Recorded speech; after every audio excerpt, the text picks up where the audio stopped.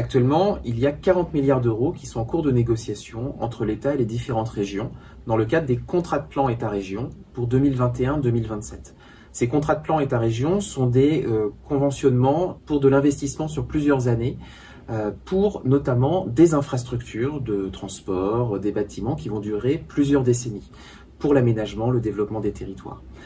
Or, ces contrats sont assez peu regardés du point de vue du climat, et alors qu'on est dans un besoin d'augmentation des investissements pour la transition bas carbone et l'adaptation aux impacts du réchauffement climatique en France. Du coup, l'Institut pour l'économie du climat s'est penché sur la précédente génération de contrats de plan État-région, 2015-2020, pour voir dans quelle mesure ils contribuent aux objectifs climat.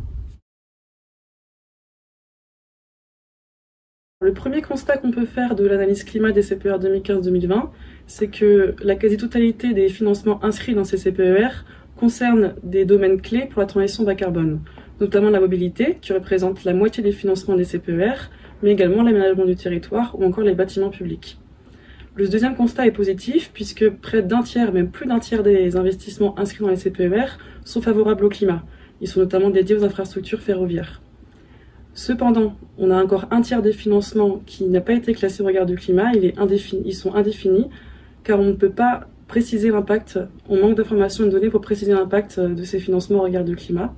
Et on a aussi un petit peu encore de financements défavorables, notamment dédiés à la construction de nouvelles routes.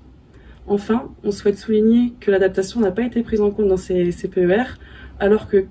quasiment l'ensemble des projets financés vont potentiellement être impactés par le changement climatique.